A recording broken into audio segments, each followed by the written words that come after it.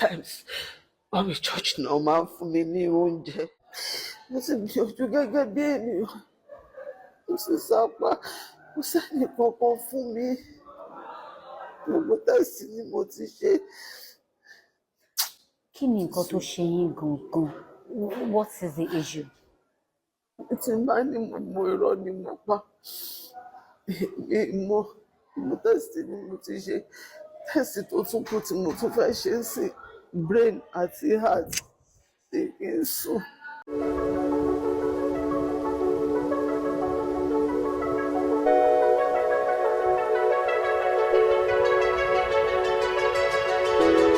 Kú dédé àkókò yìí ní gbogbo ibi tẹ́ ẹ ti láǹfààní láti máa gbọ́ mi àti láti máa wò mí ketekete bẹ́ẹ̀ mú kí yín káàbọ̀ sí ìkànnì omidan Àjọkẹ́ Adé láti bí ọjọ́ méjì ìjọ́ mẹ́ta nílẹ̀ yìí ó náà ní fọ́nrán kan tí ń jà rìnrìn káàkiri gbogbo ayélujára lórí ohun tó ní í ṣe pẹ̀lú àgbà òṣèré orí ìtàgé kan tí orúkọ wọn ń jẹ́ ìyáàfin Magret Olajumoke Olatunde lórí ohun tó ní í ṣe pẹ̀lú rògbòdìyàn lọ́gbọ́lọ́gbọ́ tí ń ṣẹlẹ̀ nínú ìṣẹ̀mí ayé wọn. Yorùbá bọ̀ wọ́n ní àrùn eléyìí rí a fi ń dẹ́rù bọ ọlọ́rọ̀ ni bẹ́ẹ̀ ilé ẹni làá tí jèkúté onídòdó aṣọ tẹ́ ẹ rí ní ń bà sí rí ara. Èyí ni ọ̀pọ̀lọpọ̀ àhesọ lọ́tùn-ún lósì tí àwọn èèyàn ń sọ nípa ìyá àgbà tó jẹ́ òṣèré orí ìtàgé òní kí wọ́n á lọ ṣokùnfà ìṣẹ̀lẹ̀ làlúrí àjálù tí ń jálu ìṣẹ̀mí ayé wọn lọ́lọ́kan ọ̀jọ̀kan. Wọ́n ní ẹni ọlọ́fà báyìí là ti ń gbọ́ mutá bẹ́ẹ̀ ẹnu oníkànlá tí ń gbọ̀pọ̀n ẹ gbọ́ ọ̀rọ̀ lórí bí gbogbo nǹkan ṣe ń lọ tí gbogbo ẹ̀ ṣe ń jápọ̀ mọ́ra wọn lọ́wọ́ ẹni tó lọ̀rọ̀ níbi ìfọ̀rọ̀wánilẹ́nuwò tí wọ́n ṣe pẹ̀lú ẹnìkan ẹ máa gbọ́.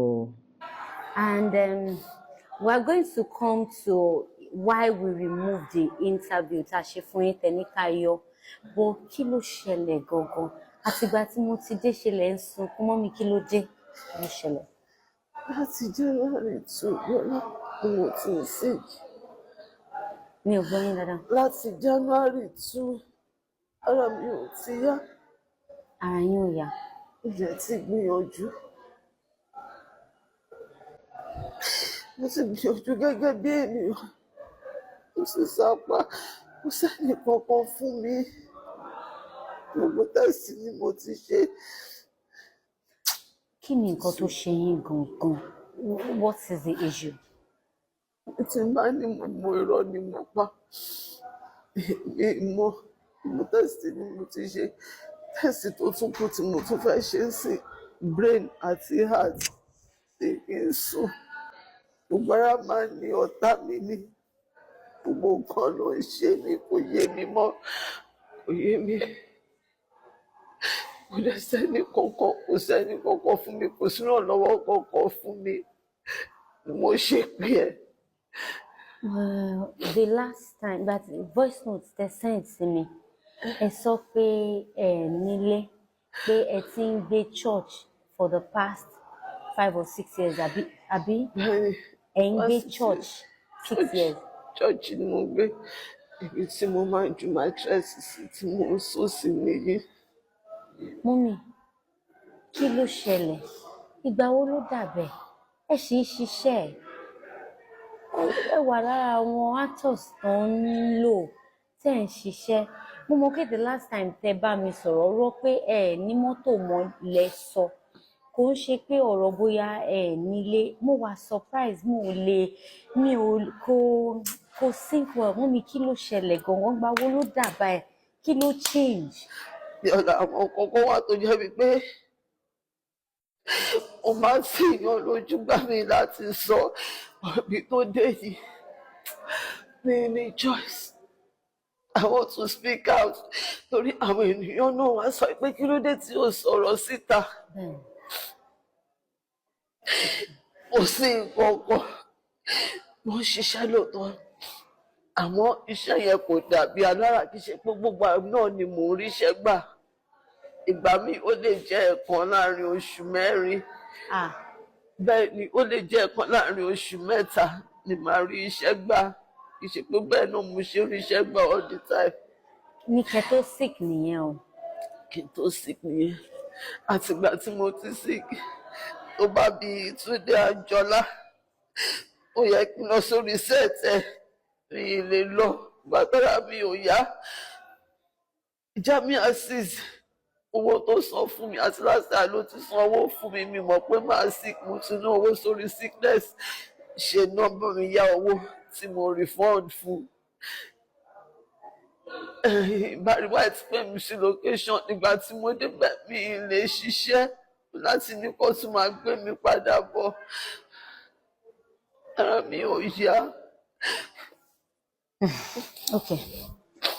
Mọ́mì, ìgbà wo ni nǹkan dàbà ẹ̀? Kí ló dé tó ṣe jẹ́ pé church lẹ̀ ń gbé in the past 6 years anybody ò mọ̀? Kí ló ṣẹlẹ̀ gangan sí yín? So àmọ́ bí ta ti fẹ́ bẹ̀rẹ̀ gangan.